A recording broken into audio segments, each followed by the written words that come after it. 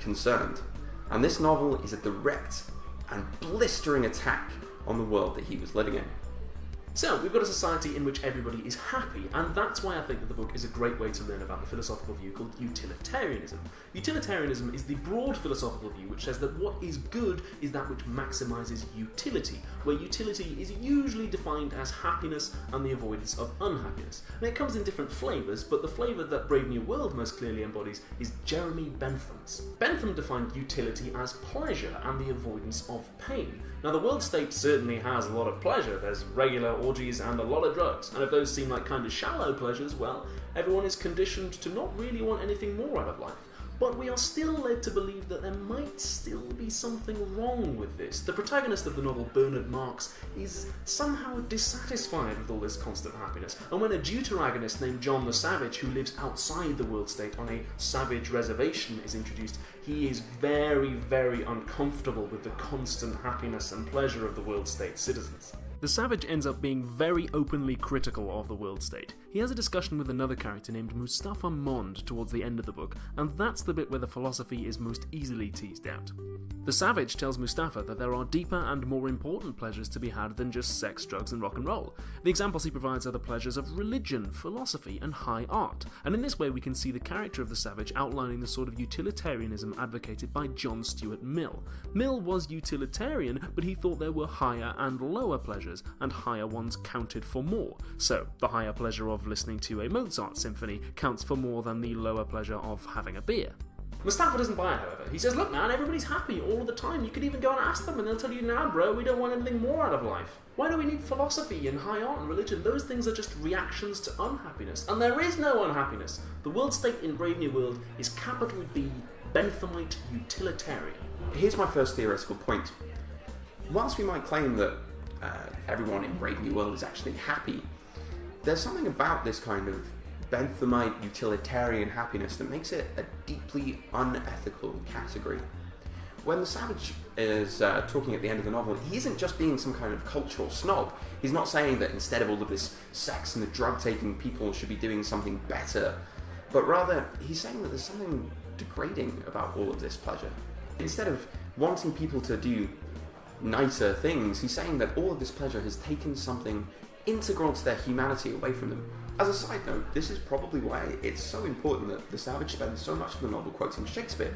Shakespeare is held up as the kind of epitome of what our cultural and literary history can do.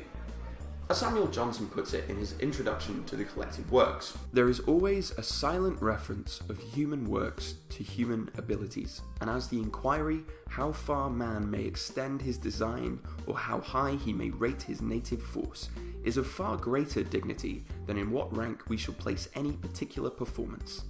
Curiosity is always busy to discover the instruments as well as to survey the workmanship, to know how much is to be ascribed to original powers and how much to casual and adventitious help. What Johnson is arguing is that we want to know that someone like Shakespeare could happen. We want to know that we could create something bigger and better than ourselves. As the Savage argues at the end of the book, the world of Brave New World has taken this potentiality away from us. We're no longer capable of creating anything significant. To quote the novel, whether 'tis nobler in the mind to suffer the slings and arrows of outrageous fortune, or take arms against the sea of troubles, and by opposing end them. But you do neither suffer or oppose. It's all too easy. There's another philosophical angle to consider here. At the end of the book, the Savage decides that all this happiness in the world state is fake, it's engineered, it's simulated, it's not real happiness. Now, Mustafa denies this, but it relates to an important philosophical thought experiment by Robert Nozick. Nozick tried to criticize utilitarianism by imagining a virtual reality machine that you could plug into and it would simulate a maximally happy life for you and then erase your memories of going into the machine so that you wouldn't know it was fake. It stimulates your brain in certain ways to make you think you're having all these amazing happy experiences, but actually you're not. Would you choose to enter the machine? If your answer is no, as the Savage's ultimately is, then that means there must be things that are more important in life than just pleasure. But Mustafa Mond and the citizens of the world state would say, yeah man, why not? Happiness is happiness. The second, and maybe the most important point I want to make, is that Brave New World should have us all deeply, deeply concerned. What should worry us about the novel is that When the savage tries to cause a revolution and tries to create something better, it fails. Not because it's against the rules, but because the people that exist there can no longer understand or conceive of what he's trying to tell them. The great theorist and historian Michel Foucault proposed that all civilized societies lay down what he called disciplinary procedures. Now, these are the discursive practices every society has to make its citizens into subjects. Through its institutions like families, like schools, universities, religion, the police, the armed forces, rules are laid down, and certain behaviours don't just become illegal, they become impossible to think of.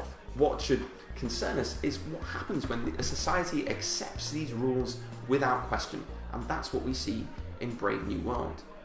To create a new world, to imagine a new way of living, it isn't just something that can't be done, it's something that can no longer be thought of. So, that's the philosophy of Brave New World. Not just a great way to learn about utilitarianism, but also a critique of it, really, and a warning. That's all we've got time for in this very special episode. Thank you, John, for joining me. It's An absolute pleasure. Thank you very much. Be sure to check out John's new YouTube channel when it starts and his incredible literary criticism Twitter feed. You can get all of your literary criticism needs satiated there, and you can become a philosopher for all of your philosophy needs.